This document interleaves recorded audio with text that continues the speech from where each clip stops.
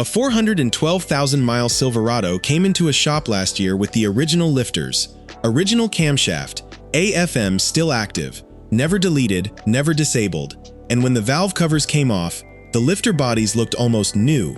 No scoring on the roller, no pitting on the cam lobe. The owner had a laminated card in his glove box with 6 steps written on it. Not a product, not a tune, not a delete kit. An oil change procedure. 6 steps he had been following since the truck was new, taught to him by a fleet mechanic who maintained 140 GM trucks for a utility company and had never lost a camshaft. Here's the part that should stop you cold. Most of you watching already bought an AFM disabler, plugged it into the OBD2 port, and decided you were protected. You are not. The disabler solved a problem that was never the problem, and the reason why is the single most important thing I am going to tell you today. Let's get into it. Why American oil changes are killing 5.3-liter lifters. Start with what the government actually said.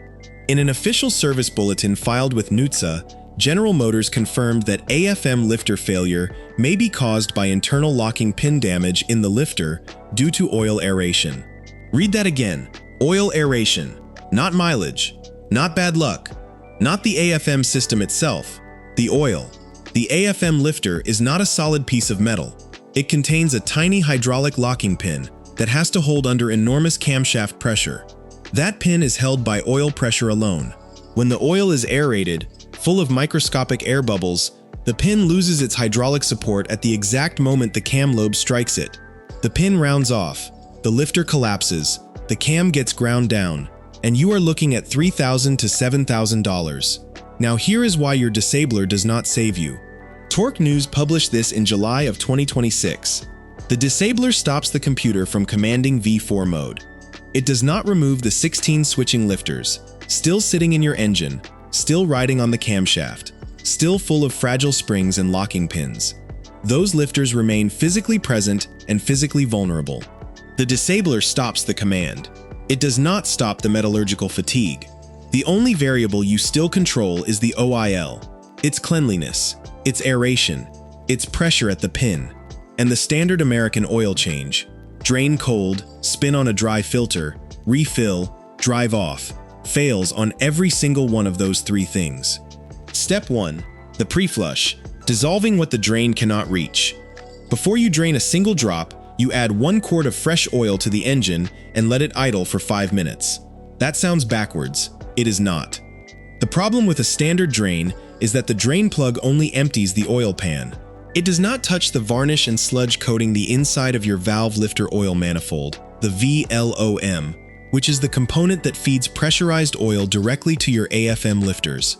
When that manifold gets restricted, the lifters get low-pressure oil and the locking pins lose support. Adding a quart of fresh oil and idling for 5 minutes does 2 things. It thins the existing oil, lowering its viscosity so it carries suspended particles more easily, and it circulates that thinner mixture through the VLOM, the lifter galleries, and the upper end at low pressure, dissolving deposits and putting them into suspension. When you drain now, you are not just removing oil. You are removing the contaminants the oil is carrying. 5 minutes of idle. That is the whole step. Do not rev it. Do not drive it. Just let it sit and circulate at idle, so the oil moves through the system at low pressure and has time to work on the deposits rather than blasting past them. Do not use a chemical engine flush product for this. The aggressive solvents in those cans can dislodge large chunks of sludge all at once, and on a 5.3 liters, those chunks go straight into the VLOM screens and the tiny oil passages that feed the lifters. You can turn a slow problem into an immediate one. Fresh oil is the safest solvent you can use because it dissolves gradually and it is the same fluid the engine is designed to run. 1 quart, 5 minutes. The Silverado in that shop had this written as line 1 on the card. Step 2. The hot drain, the one step every quick lube skips. Cold oil is thick. Thick oil clings. When you drain a cold engine, 10 to 15% of the old oil stays behind, coating the pan, the galleries, and the inside of the VLOM. That is contaminated, aerated, metal-laden oil that you are about to mix your brand new full synthetic into. You just diluted your fresh oil with the exact fluid you were trying to remove. The fix is to drive the truck for 10 to 15 minutes before you drain. Not idle. Drive. Get the oil to full operating temperature. At temperature, the oil is thin, it flows freely, and it carries suspended contaminants out with it, instead of leaving them stuck to the metal. This is why every quick lube place gets it wrong. They drain the truck the moment you pull in, because the base schedule does not have 15 minutes for your oil to warm up. They are optimizing for throughput. You are optimizing for a lifter that costs $7,000 to replace. There is a second reason this matters specifically on a 5.3 liter. Metal particles from normal AFM lifter roller wear are dense. When the oil is cold and thick, those particles sit in suspension near the bottom of the pan, and a slow, thick drain leaves a meaningful portion of them behind, clinging to the pan surface. When the oil is hot and flowing fast, it carries that debris out with it in the stream. You are not just changing oil, you are evacuating the evidence of the wear that has already happened, so it does not get recirculated through your lifter galleries for the next 5,000 miles. Wear gloves. Hot oil is genuinely hot, but drain it HOT every single time. On an AFM engine, this one step matters more than the brand of oil you buy. Step 3. The double drain. The 30-minute wait. Here is the step that separates this method from everything else. After the initial drain slows to a drip, you wait 30 minutes. Then you drain again. Oil does not all fall at once. It sheets down the inside of the block, the heads, and the lifter valley slowly under gravity. The first drain gets what falls fast. The next 30 minutes are when the oil clinging to the upper end, including the oil sitting in your lifter galleries, finally works its way down into the pan. Most people have the drain plug back in within 10 minutes. They leave that oil in the engine. Every time you skip the second drain, you are leaving old, aerated, metal-carrying oil sitting in the exact galleries that feed your AFM lifters. Set a timer, go do something else, come back in 30 minutes and let it drain a second time. What comes out will surprise you. On a truck that has never had this done, the second drain can produce a noticeable additional amount of dark oil that the first drain left behind. And while you are waiting those 30 minutes, do the thing almost nobody does. Cut open the old filter. A filter cutter costs about $20. Peel back the media and look at the pleats under a light. Fine gray silt is normal wear. Glittery metallic flake is not.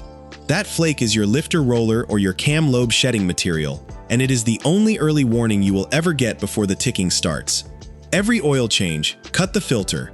30 seconds. It is the cheapest diagnostic tool you will ever own. Quick pause, hit like and subscribe right now. 3 steps in and you already know why your AFM disabler is not enough, why a cold drain leaves aerated oil in your lifter galleries, and why the second drain matters more than the oil brand.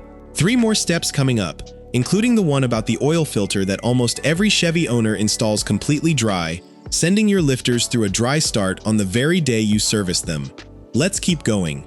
Step 4. Priming the filter. Stop causing a dry start. This is where most Chevy owners actively damage their engine while trying to maintain it. You spin on a brand new, completely empty oil filter. You start the engine. That filter has to fill with oil before any oil reaches your bearings, your camshaft, or your AFM lifters. For those few seconds, the engine is running with no oil pressure at the pin.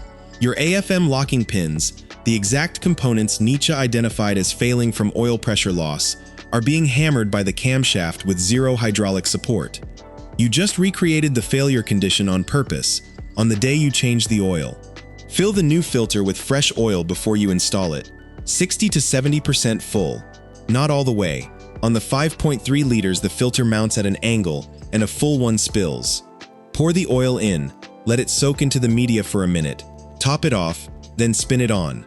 Now when you start the engine, oil reaches the galleries almost immediately. The lifters get pressure, the pins stay supported. This single step eliminates a dry start event that most owners are causing themselves twice a year, every year, for the life of the truck. Do the math on that. 2 oil changes a year for 10 years is 20 dry starts you inflicted on the exact components that GM's own service bulletin says fail from loss of oil pressure at the pin. And use the Acdelco filter, or a genuine equivalent, with a proper anti-drainback valve. A cheap filter with a weak drainback valve lets the oil bleed back out of the filter and the galleries every single time you park the truck overnight, which means every cold start the next morning is a partial dry start, whether you prime the filter or not. The filter is a $10 part protecting a $7,000 repair. This is not the place to save $4. Step 5. The 3-time key on prime. Build pressure before combustion. Even with a primed filter, do not just start the engine. Put the key in the on position. Engine off, dash lit, fuel pump running, and hold it for 10 seconds. Turn it off, wait 10 seconds, do it again, then a third time. What you are doing is running the electric fuel pump and letting the oil pump gear pre-position while pressure begins to build through the system without the camshaft striking the lifters.